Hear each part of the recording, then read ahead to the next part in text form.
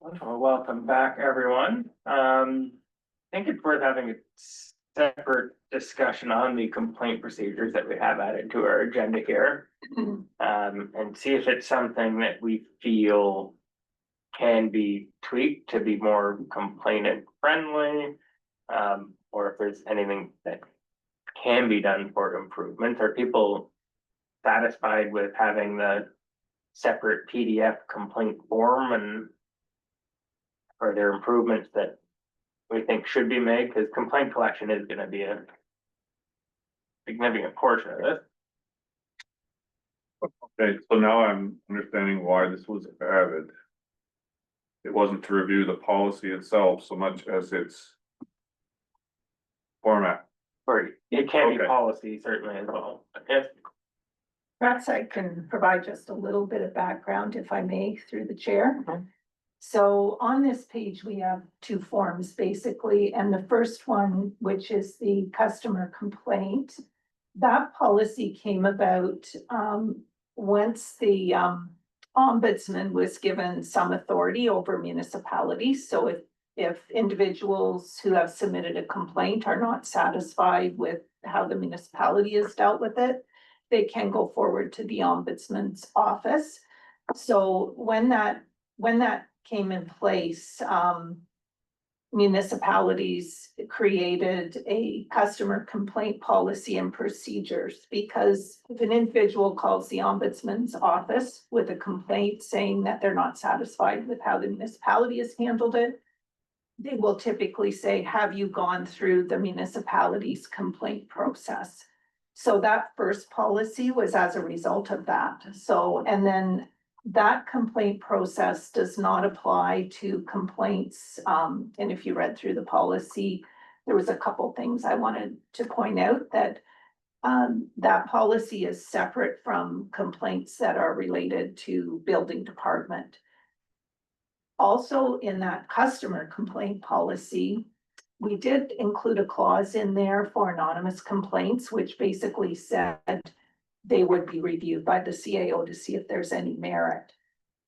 So that's kind of a separate one as opposed to the form that is there for the building department complaints.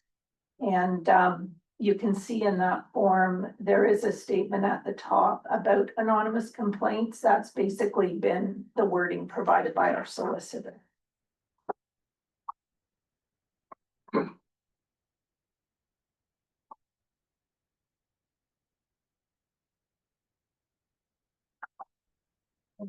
I think I missed the bylaw complaint form.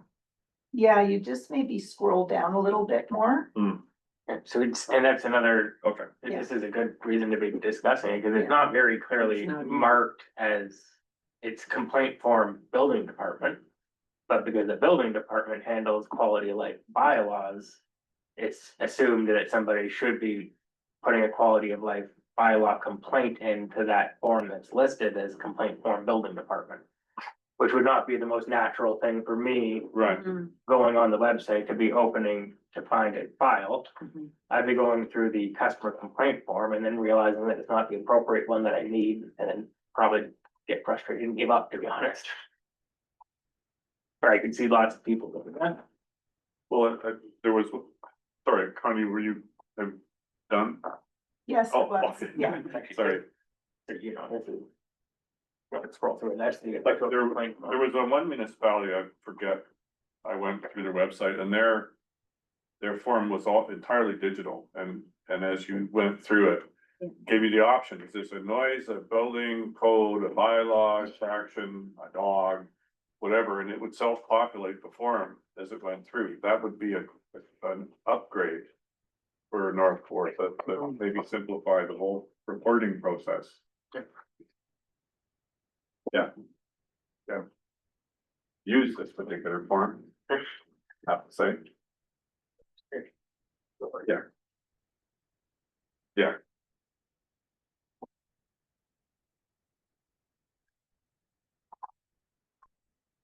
So it Shane?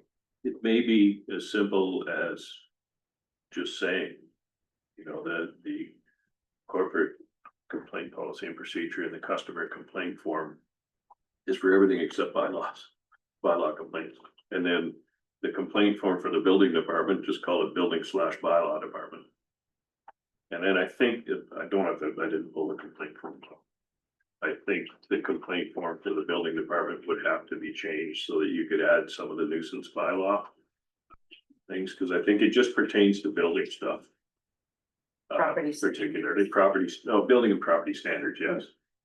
But it doesn't have, this is a noise complaint or an No. open air burning complaint or that sort of thing. Yeah, and when our first option on the list is other, we're losing data collection capability. Right. Yes, Because if you want to be able to report it, track it. does it make sense to have one or two forms? Like, do you completely separate the building complaints from quality of life bylaws, property standards? Or do we keep them smushed together on the form? Well, now that you say it out loud, I mean, for us, we understand the difference. But I doubt everyone would realize that there is a difference. Yeah. The Maybe complaint is a complaint. you bring it all together and Yes. make it one big complaint. Yeah. That puts the onus on somebody on the township administration side, though, to route that appropriately as well. And so were you suggesting combining the customer complaint form and the building complaint form? I guess I'm asking, can it be done? Yeah. Is that a reasonable expectation? So the customer complaint form it basically came in as a result of the ombudsman oversight. So you'll see in the policy, it does say it excludes those items because the ombudsman does not get involved with those. So we, as staff, just take a look and make sure that, I think we could change that form to do something else, and maybe that's where we can bring in citywide. So staff could have some discussion on that and maybe bring something back to you. I think for my way of thinking about it, if they have to remain separate for some reason, that's okay, as long as we are clear on the public facing piece here that these are separate. They are different forms and they are for different things. So it might need a little more explanation. Yeah. If they can be put together, that might simplify it a little bit. That decision doesn't need to be made by somebody making the complaint. And I would just say, if you could put the complaint form for the actual noise nuisance bylaws first on the page. Yeah. People tend to look and they click on the first clickable link. Mhm. And it's gonna be, it sounds stupid. Yeah, Oh, no, it's it's true. fine. Yeah. Yeah, you don't Policy read, doesn't you have to don't go read. first. Yeah, Policy can go at the bottom. I think so. Yeah. I'm assuming. Yeah, we can certainly take a look at that.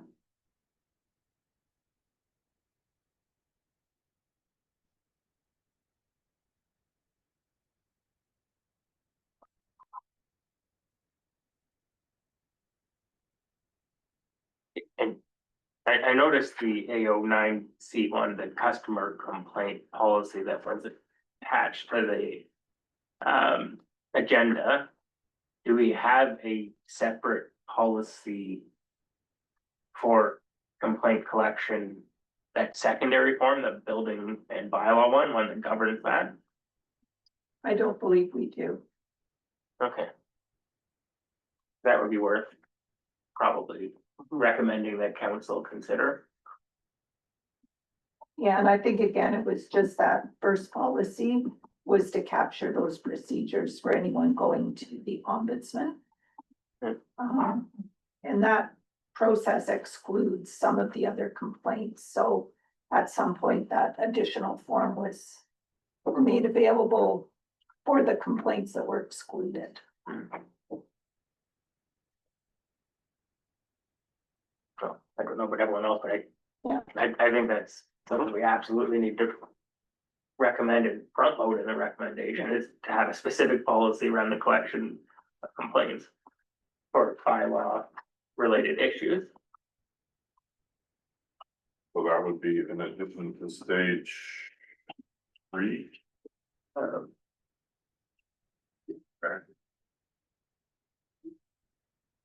the tracking one, stage 4. Yeah.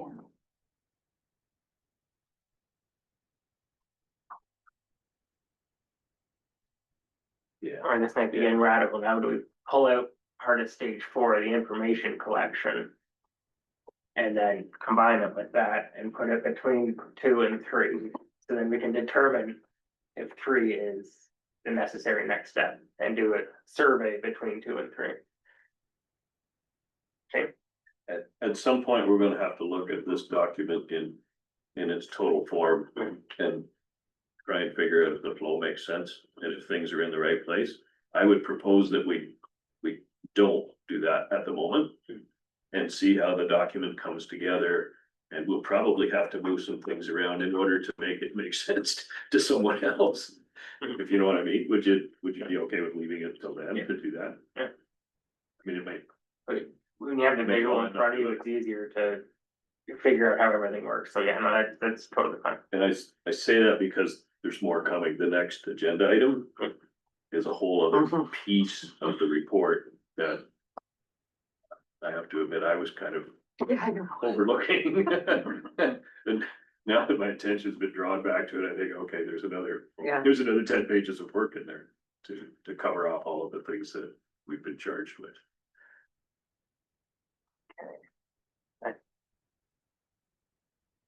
So the only thing that I'm not sure trying to create a motion here is the complaint form is the recommendation to try to combine them if possible. Can the motion be relatively general, like add a simple, transparent completeness process? Or do you want to go into?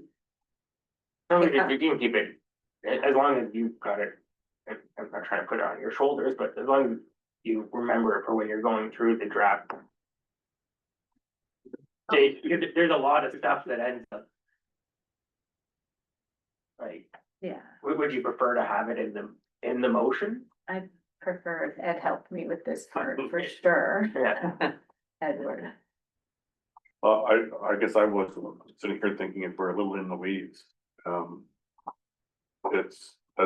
We're talking about a general township process that has very limited applicability to short-term rentals. I would suggest it's maybe something that staff would work out when they've been directed by council how to respond to our recommendations. And if they meet policy, they'll say so. Yeah. I don't know, And maybe that speaks to the motion should be general in nature. That we recognize as part of what we're doing here, that needs to be done, but there are other dependencies here too, like Connie's referred to what's required by the ombudsman's office. That's a legal requirement. I'm assuming, I think that's a legal requirement. Legislated probably. Through the chair, I don't know that it was, I think it was more of a best practice when municipalities became aware that, oh, now we're gonna be overseen by the ombudsman. That it was a best practice to bring forward a policy so that if someone came to us, we could say, here's our complaint policy, here's the procedure, here's the policy. And then the municipality would work through that with them and there's steps to that. And if they still weren't satisfied, they could go to the ombudsman. And then the ombudsman is saying, did you work with the municipality on this complaint? And then the ombudsman may step in to help resolve it. And typically we get an annual report from the ombudsman that will indicate various situations where the ombudsman has become engaged on a complaint and they've worked through it. And it's not just municipalities, it's, wherever the ombudsman has oversight that they work with people to try to resolve things. So I don't know that it was a legal requirement for us to have that policy, but what I'm hearing from committee is you would like to make the building component of it, whether it be for the quality of life bylaws to be more visible process on our website, perhaps investigate a separate policy for that. I don't know that we would combine, but we can certainly look at that. However, I think some of the steps in the customer service policy would be quite similar to that, you know, as you've said previously, staff acknowledge it, they follow up. They keep that person informed, so we could certainly take a look at that, I guess, yeah, I guess my point would be, we don't wanna mess with what's Mhm. there. that other process, Yeah. because it serves a different purpose, It quite does. frankly. So I don't think we want to mess with that. What we're looking for is a clear and concise way that a bylaw, quality of life bylaw complaint can be made. And maybe that's all that we need to say in terms of recommendation. Yeah. And then the staff can, that's their call or your Mhm. call.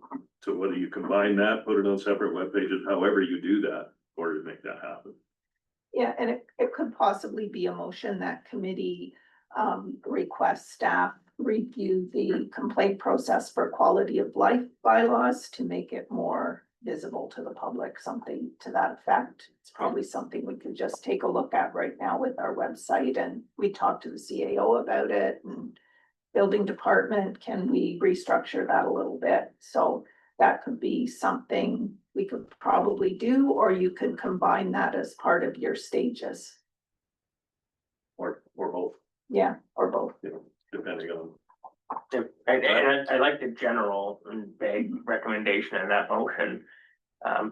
Even something as simple as like bold subheaders, like I have a concern with a township staff member. I have a concern with a, Dog. and like it just like, and make it very, I have, yeah, like paint by numbers once they get to that page rather than giving them all the very specific information, just try to direct them very simply.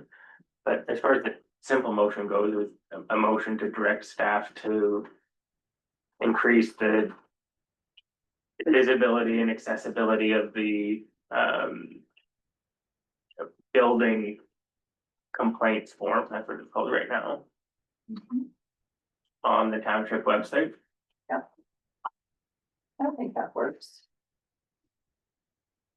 And just if I may, through the chair, in addition to that, you'll see that, you know, the good neighbor package happened, right? That was a result of the work of this committee that it was done.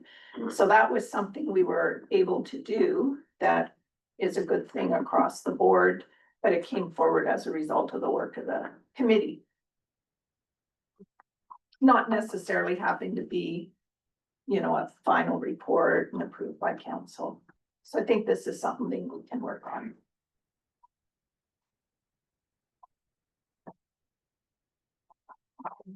And someone to make that motion, moved by Roseanne, seconded by Shane, all those in favor.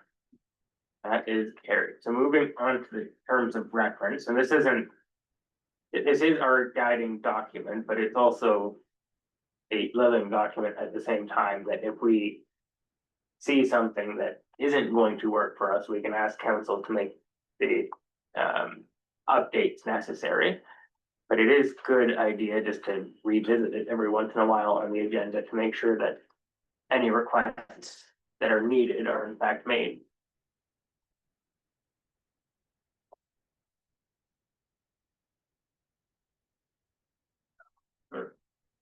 I guess maybe I'll throw my hat in, that just sort of going down about half of them, and I say the header would be there. Evaluation of the impact on long-term housing, and the subtext would be NA. Mhm. I think that's the answer to about 6 of these. So that simplifies things quite a bit, and would allow us to focus on a couple.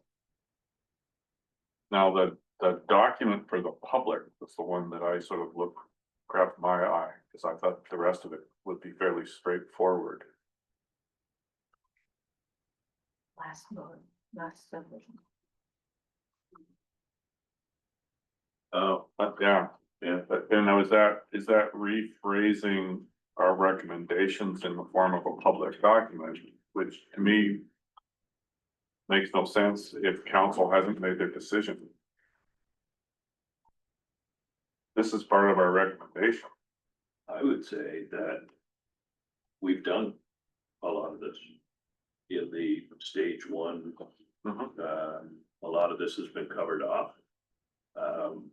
recommended guidelines and best practices of responsibilities for property owners maybe need a little more clarity, or we may need to say that out loud. I would also say that a short-term rental information document, I mean, we have the document that we come up with will be public.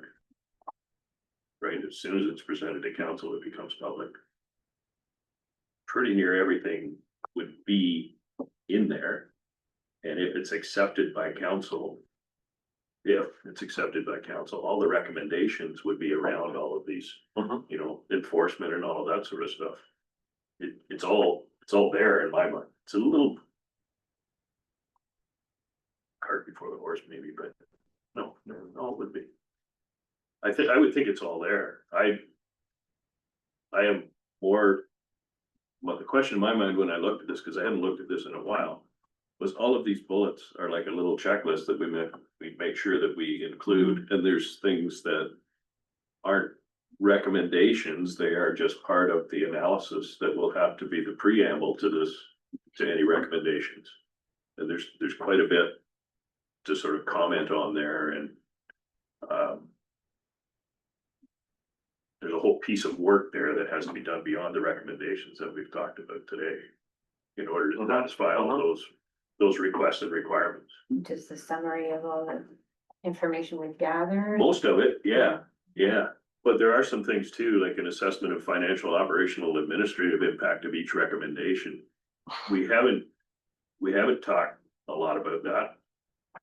I'm a little concerned about my qualifications to assess a financial impact that council and administration would agree was valid. I'm not sure that I could do that. I don't know how the rest of the people feel, but no, real comfortable with doing that. We could make general comments about financial, operational, administrative impacts, that sort of thing. Oh, I'll start there and go back. I think we would need to tell council that we've been cognizant of the financial and human resources impacts. And that many municipalities are in the $250,000 to $500,000 program. We're in the $50,000 program range. So I think that's really all we need to say to council there. If I come back to the short-term rental information document, to me, that's like a 3-pager that would go on the website to say, that's on the assumption that council accepts the recommendations. This is what it means for you. Like in 3 pages, something that people would actually go scroll to the bottom of it. This is what these recommendations mean to you, a better complaints process, a better 24/7, and so on. And it may be that I'm totally off base here, but when I read that through and saw short-term rental information document, I actually just ticked that off in my head, because I thought, reading through what the short-term rental information document is supposed to do, that's the good neighbor package. And it accomplishes almost every single item that we have listed after that. And it may be easier just to add a single item or modify the list of items that need to be on the short-term rental information document, and to keep it as the good neighbor package. I think so. Yeah. Add a couple of did you knows and. Yeah.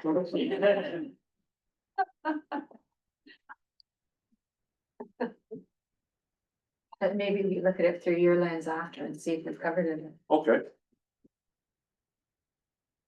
The one that actually, I felt like we probably should have a separate discussion on the impacts for housing supply, even though I think we're all on the same page. It is an important thing for us to consider, and I think we should have a discussion on the impact on traditional roofed accommodation. That can be done at the next meeting.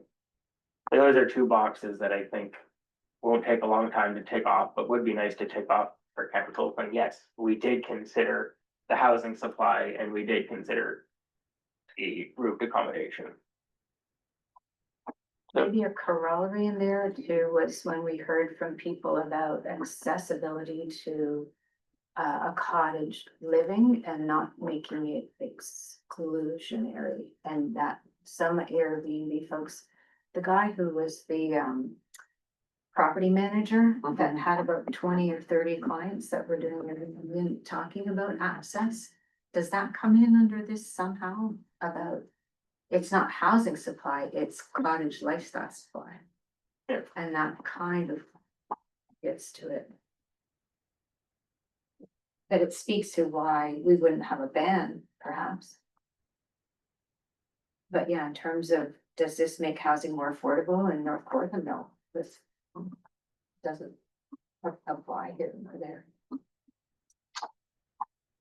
But one thing that isn't in this list is the economic implications for the North Fourth economy. The answer would be NA, I think.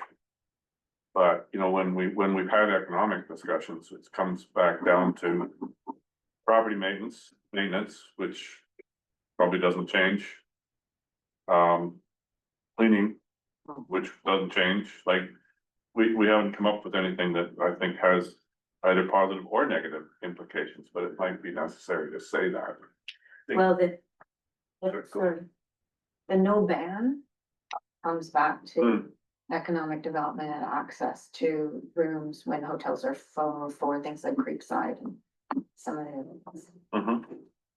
But in terms of strict economic benefit of short-term rentals, what we are recommending, exclusionary of the licensing fees, does not drive anybody out of business. It doesn't. Yeah. They don't incur a ton of extra cost. Right. Because of that, so it doesn't drive them out. It really doesn't change that. We shouldn't even see the number of short-term rentals change because of these recommendations. And I think that's what we heard from the tourism folks, is they serve a purpose Mhm. in terms of economic development. So I think, yeah, the net, until you get to licensing, Right, that's a different sort of animal. If you implement a licensing regime, then you get people who opt out because it's not worth their while anymore. You get people who go underground, that sort of thing. Well, So that changes it a little bit, but guaranteed somebody's gonna go to the media and say, now that they've got this new complaints process, I won't be able to run my short-term rental because it's too easy for my neighbor to complain. As long as their complaints are legitimate. Sure, but, you know, anyway. Yeah, and Maybe be a barrier. Well, one thing that, To enforcing bylaws, and now there isn't. yeah, that's a hard one to argue. it's difficult to introduce it as evidence, cause it's like massively hearsay, but every time I see somebody that says, I have an Airbnb and I need somebody to clean it, and they post that on Facebook, there are like 50 comments with people lining up to do the cleaning for that. So I think the cleaning of these properties It's huge, is Mhm. actually a genuine impact on our local economy. and it's driven the cost of cleaning up exponentially. Well, it's frequent because you're only, after every It's- 2-day stay, you're in Exactly. there cleaning Right. again, so Right. it's pretty Once lucrative, a month. But it's Yeah. also an underground economy, can be. Yes. That's it. really. As is property maintenance by and large. I know on our street where we have a number of short-term rentals, there's no markings on any of these vehicles. No. Doesn't mean they're not due paying Doesn't tax. mean, but it's suggestive. And often if you're being recruited by one of the cleaning outfits, they tell you, you need your own car, Mhm. you know, to get to these places. Seems a lot of, to me, it seems a lot of it is very informal. It may not be, I don't know. I think it would be useful somewhere in here, just adding the fact that these recommendations have essentially no, in our opinion, no economic impact, positive or negative, for the economy in North Kawartha. Just to state it.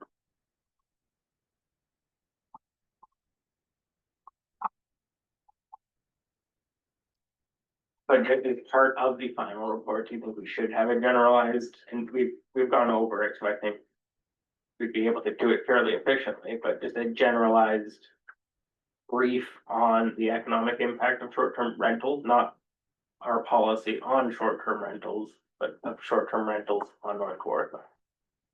Well, I know months ago I played with some numbers based on the estimate of, I think at the time, between 350 and 700 rentals, and assuming they were 1 week rentals for a 12-week season, and what I thought, some range of costs, and frankly, you get back numbers that span almost an order of magnitude. And in terms of, but honestly, short-term rentals, assuming that the owner if the owner was using it in the traditional family sense and doing all the lawn cutting and all the cleaning themselves, I mean, there is a significant economic impact for the cleaning community in the order of $500,000 or $600,000 a year under the table.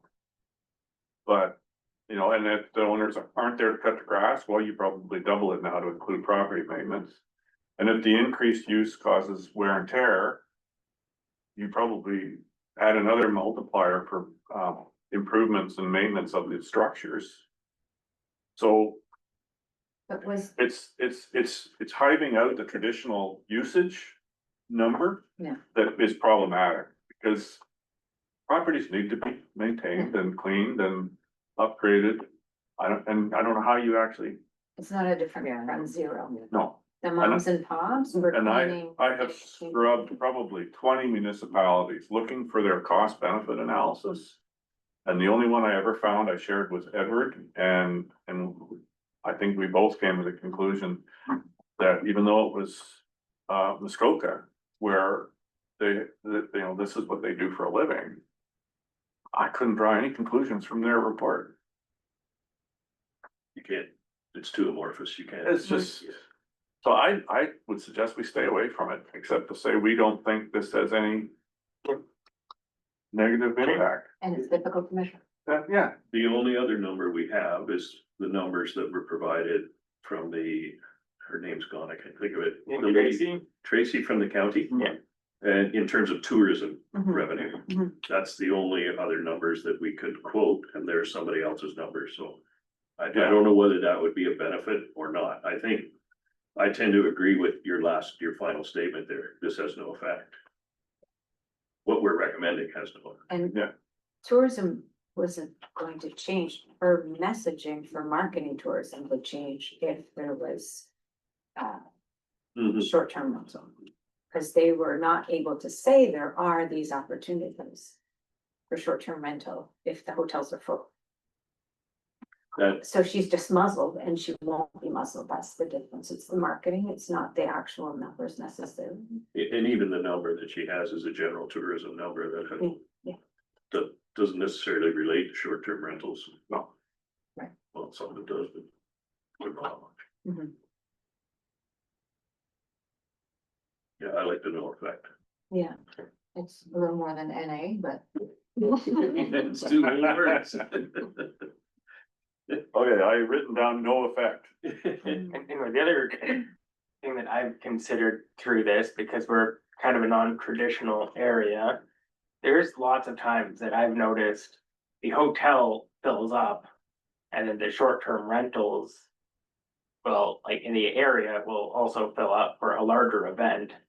And actually, the fact that the short-term rentals are available and the event can be held up in North Kawartha has had a positive impact on the hotel owner, because that's where people were first Mhm. actually buying their accommodations, because it was the lowest cost in the area. There's been times when, yeah, the hotel's overfilled, but it wouldn't be overfilled potentially if short-term rentals weren't available.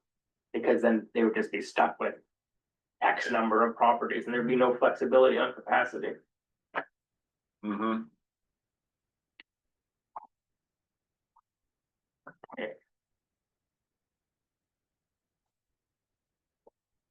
Trying to pull out some final thoughts from this. One additional comment, in reading through this list, would it be helpful to review this list again when we have a more comprehensive draft of the report put together, to make sure that we have included what we need to include and commented on what we needed to comment, or what was expected of us to comment on? Would that be fair?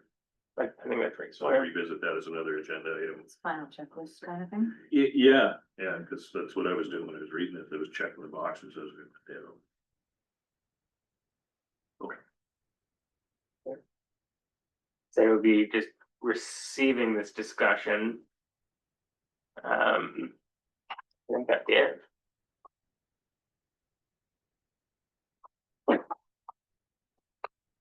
Did that seem right to you, Connor? We can just have a motion to receive the discussion. And to bring or to include the terms of reference with the draft or draft recommendation. And I think towards Edward's comment that he's prepared to contribute portions of the document, this is his guidance, so we should have Edward sitting with us Yeah. when we review this again next month. If we can. And I think as long as we stick with our traditional dates, Edward, do you know if you're available on October 14th at 1 p.m.?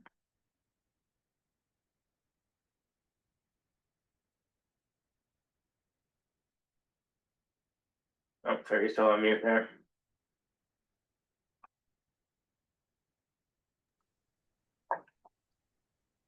I'm unfortunately off that day.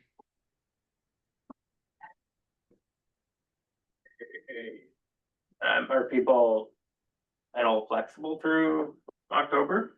I don't mind shifting this so we can accommodate Edward's schedule.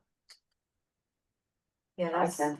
14th is the day after Thanksgiving, that's the long weekend. Oh, It's not a good day anyway. yeah, we're all gonna be sleeping here. Yeah. So council's gonna be 7th, 21st. It's not good. And I have library 28th, but I mean, it could be the afternoon. Afternoon of the 28th, and then combine October and November meetings, Mhm. and then just have one in December. Just, yeah, or on the 28th. 28th isn't good for me. Is the rest of the week out for the Thanksgiving long weekend? Let me see. I'm good. I'm good for the rest of the week too.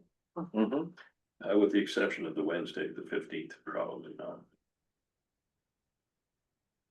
The 17th would be the best for me, but I know Fridays don't always. No, I can't do it, sorry. After you said. I just saw my friend. No take back. What about moving it ahead to, oh no, that's.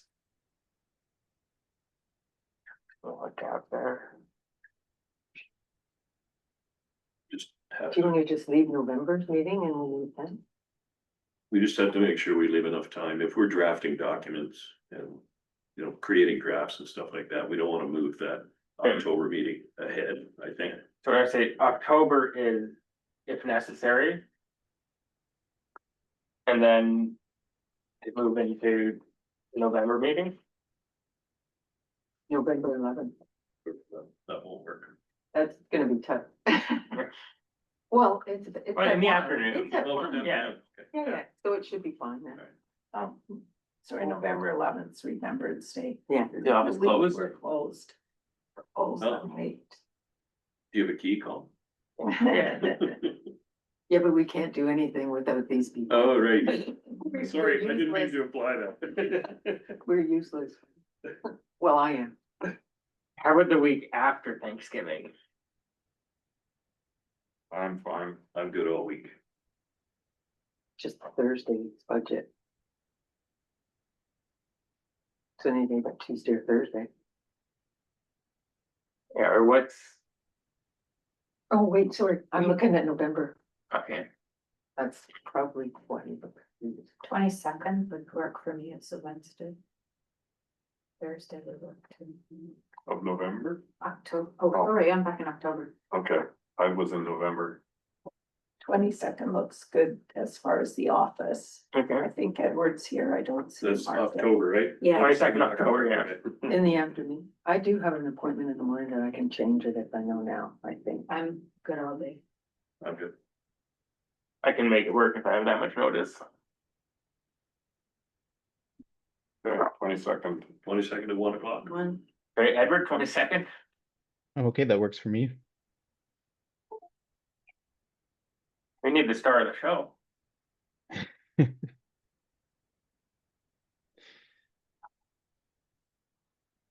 October 22nd, 1 p.m. October 6th, 1 p.m.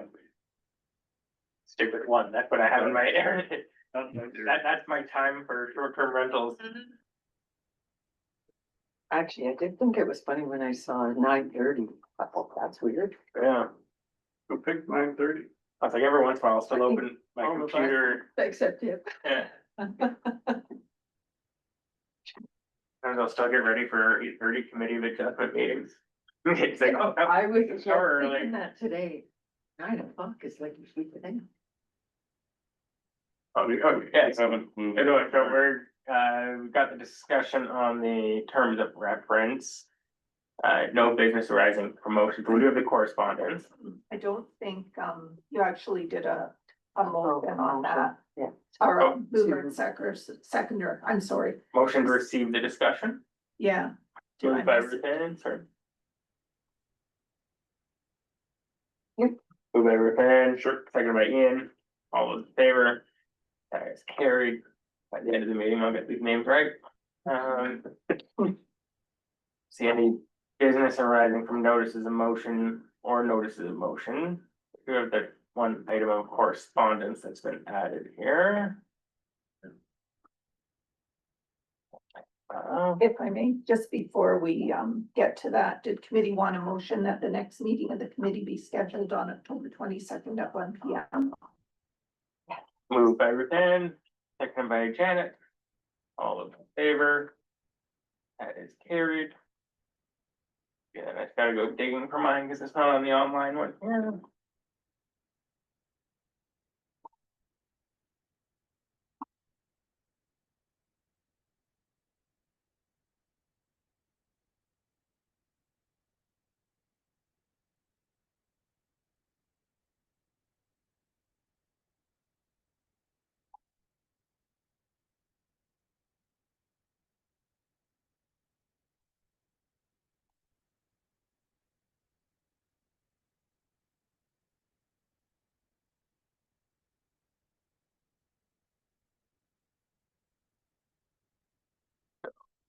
We did receive an email from somebody that was sort of concerned on behalf of his parents.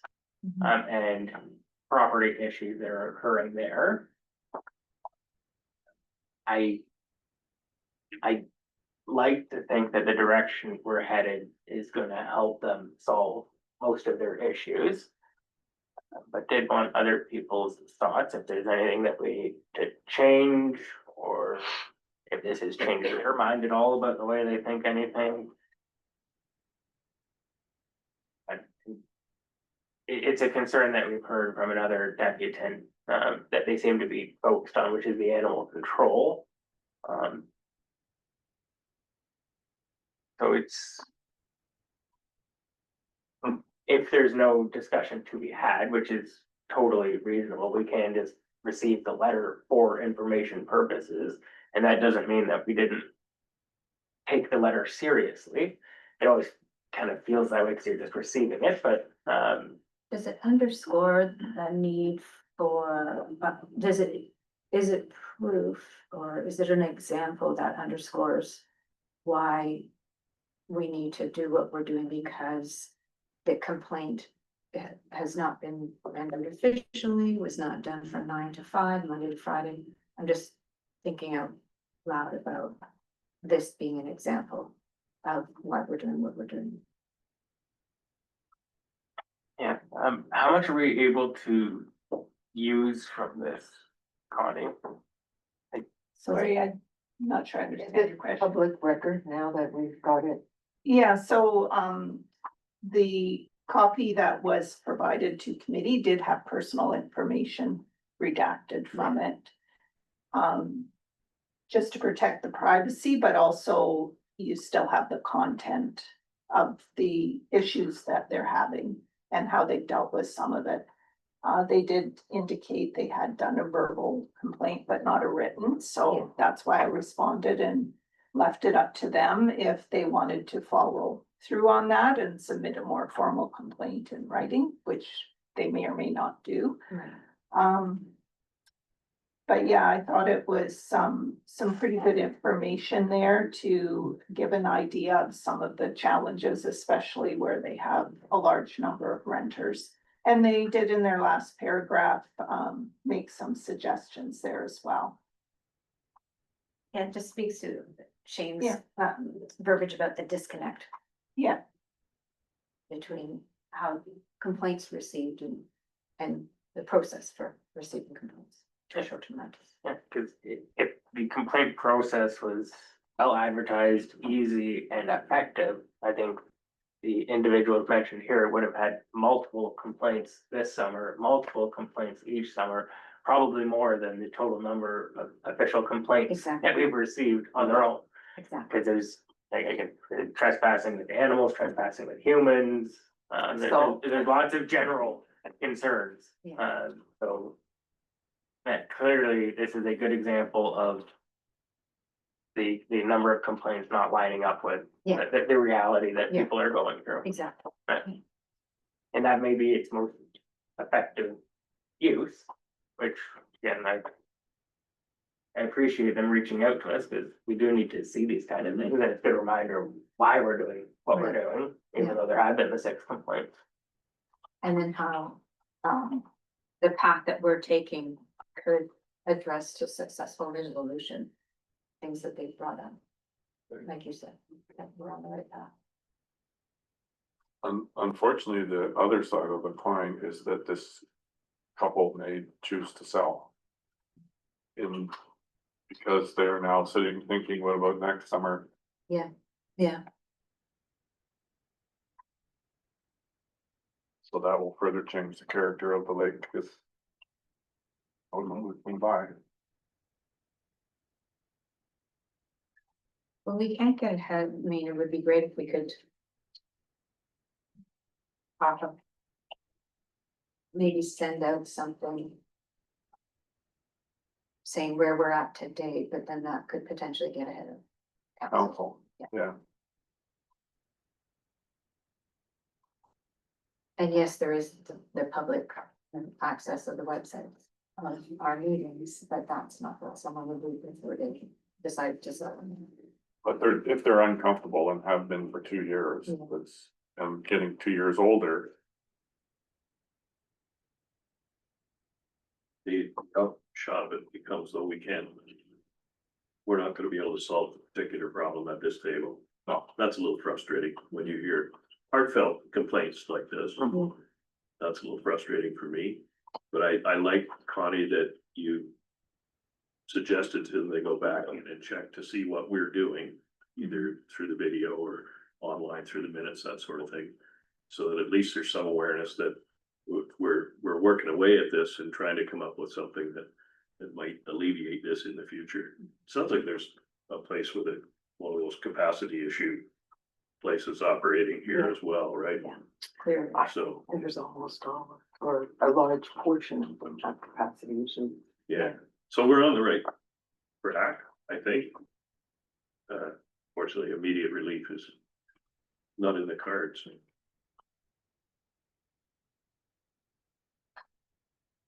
I just wonder if you need to tell them when it's acceptable to call police. Okay. A little bizarre that if you think that there's an assault or there's fire when there's a fire ban or fireworks, police are who you call, right? Sort of, yeah. For those, for sure. If it's clearly a case where there's, if it's a life and limb. Yeah. Sort of Yeah. situation that we used to call them, yes, Mhm. that's when you dial 911.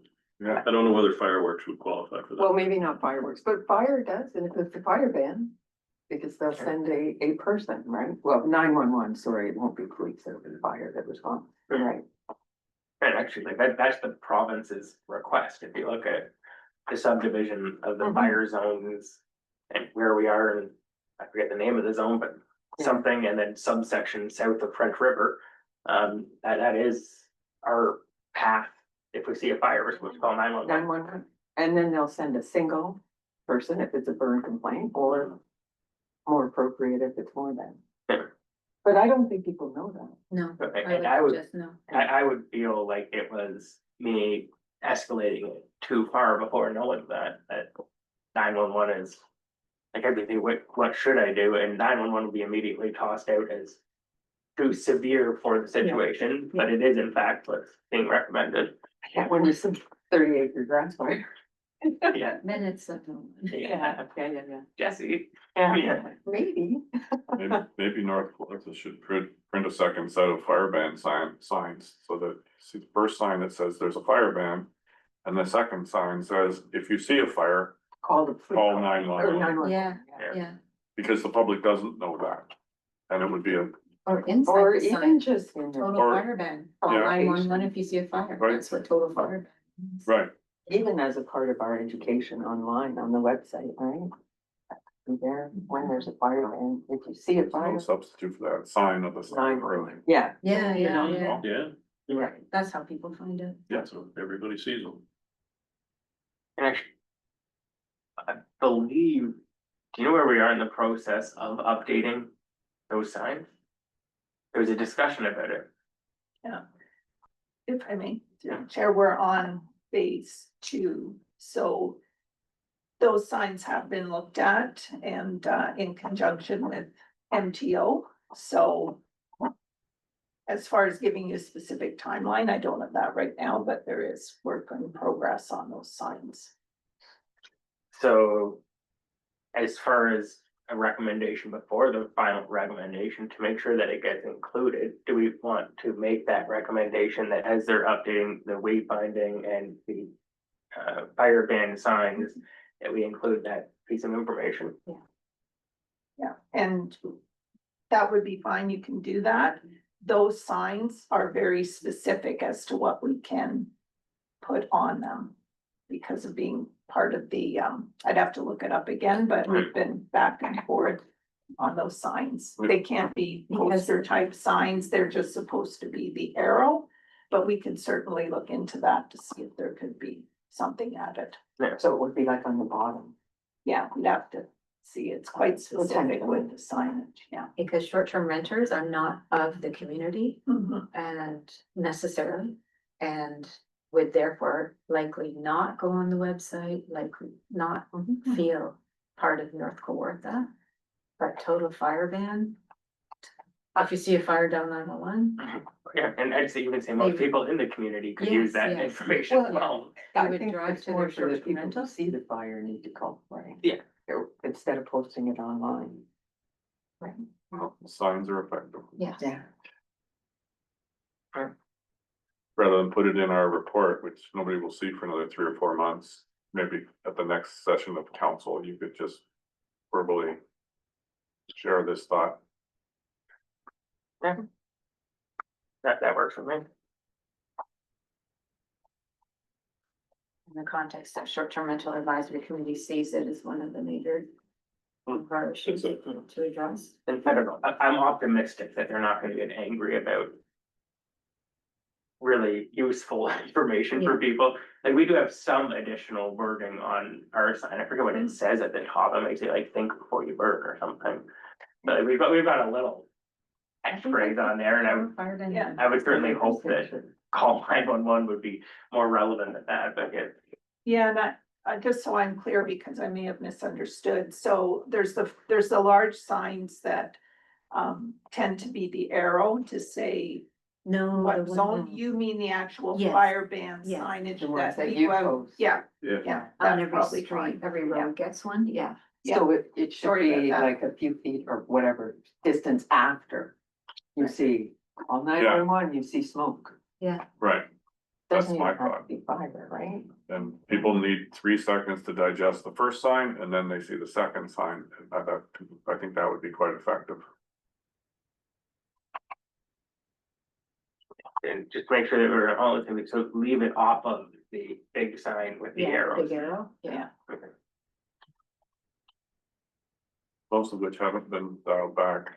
I noticed they're still all on, the arrows are all still on ban. Even when the ban was lifted. Just somebody hasn't gone out and moved the arrow. Doesn't it just say the fire risk is severe? Yeah, Does it actually say ban? No. I've never seen one below moderate Yeah, any time of the year. yeah. And this year it should be severe. I lose track when I change municipality. Like, Oh, yeah. I cross a dotted line and Oh, the yeah. signs change. Cross it. Really? Okay, So yeah, we can just make that recommendation. And yeah, I saw. We only got 5 people here, but I don't even drive a lot, and I saw those signs, the fire ban in effect by order of chief. So if we can sort of piggyback off of that success and just add that information, I think that's good.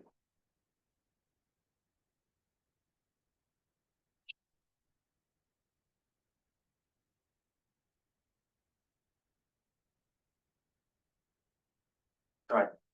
I think we strayed well away from the letter, but we're still technically on that letter as the agenda item. I think receive it. Yeah, well, motion to receive the letter and with thanks. Mhm. Ruth and Janet.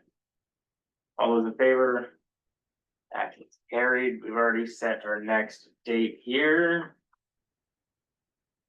So then, looking for a motion to adjourn. Moved by Ruth Ann, seconded by Ian. All those in favor, that is carried.